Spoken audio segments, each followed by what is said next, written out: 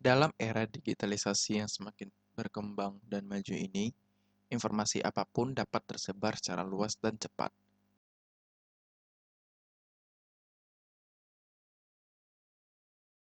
Namun, penyalahgunaan media informasi seperti penyebaran info yang salah atau mitos juga sering terjadi sehingga mempengaruhi para pembaca. Kejadian ini banyak terjadi terkait info kesehatan makanan atau nutrisi, terutama dalam era pandemi COVID-19, sehingga secara tidak langsung menyebabkan perubahan dasar kualitas hidup sehat masyarakat.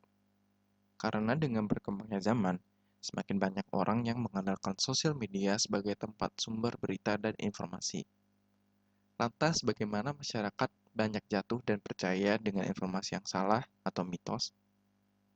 Hasil Indonesia National Assessment Program pada tahun 2016 menunjukkan bahwa rata-rata kemampuan membaca belajar di Indonesia adalah 46,83%, termasuk dalam kategori kurang, dan hanya 6% berada pada kategori yang baik. Hal ini menunjukkan kurangnya literasi atau keinginan membaca masyarakat untuk memvalidasi informasi-informasi yang tersedia di sosial media.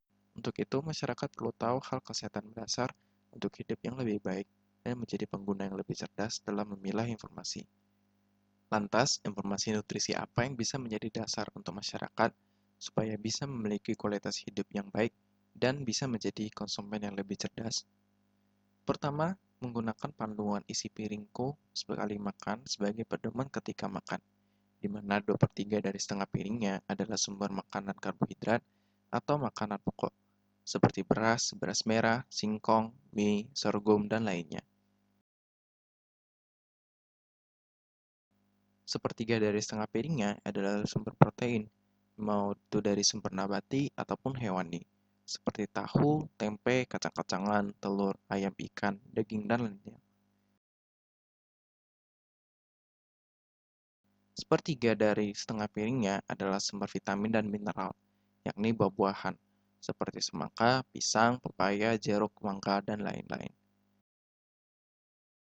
Dan 2/3 dari setengah piringnya adalah sumber vitamin dan mineral dari sayur-sayuran, seperti terong, timun, selada, kangkung, bayam, dan lain-lainnya.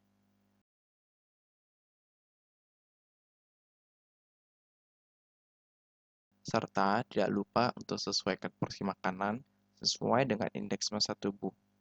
Dan jika seseorang mengalami obesitas, maka pastikan porsi makanannya dikurangi supaya terjadi kalori defisit. Kedua, aktivitas fisik. Lakukan aktivitas fisik minimal 30 menit setiap harinya, di mana aktivitas fisik juga bisa dibagi menjadi 3 jenis. Ada aktivitas fisik ringan, sedang, dan berat. Aktivitas fisik ringan hanya memerlukan sedikit tenaga dan biasanya tidak menyebabkan perubahan pada pernafasan, seperti berjalan santai, membaca, menulis, pelatihan peregangan, dan pemanasan dengan lambat. Aktivitas fisik sedang jika seseorang sedikit berkeringat, denyut dan frekuensi nafas menjadi lebih cepat. Contohnya, berjalan cepat, menanam pohon, berkebun, dan bersepeda. Dan aktivitas fisik berat jika seseorang mengeluarkan banyak keringat dan denyut jantung dan frekuensi nafas meningkat sampai nafas terengah-engah. Contoh berlari, mendaki bukit, mencangkul, bermain sepak bola, dan olahraga berat lainnya. Ketiga, apapun makanannya, air putihlah minumnya. Minumlah 8 gelas air putih sehari untuk menjaga kesehatan tubuh dari dehidrasi. 8 gelas dengan ukuran gelas 230 ml per hari atau total 2 liter air putih per harinya.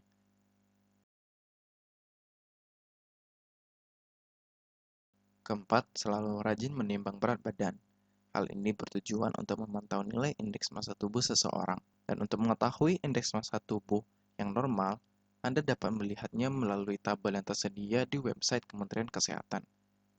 Kelima, hindari atau batasi konsumsi makanan manis, asin, dan berlemak tinggi, seperti minuman ringan atau berwarna, mendoan atau gorengan, junk food, dan lain sebagainya. Karena konsumsi berlebihan dapat menyebabkan seseorang berisiko penyakit degeneratif seperti obesitas, diabetes, penyakit jantung, stroke, dan lain sebagainya. Dan keenam, dalam pembelian bahan makanan, jangan lupa untuk selalu melihat label nutrisi yang ada untuk memastikan kandungan zat gizi dan bahan yang digunakan, serta jangan lupa untuk memperhatikan jumlah takaran per porsinya. supaya tidak terjadi kesalahan dalam penyajiannya.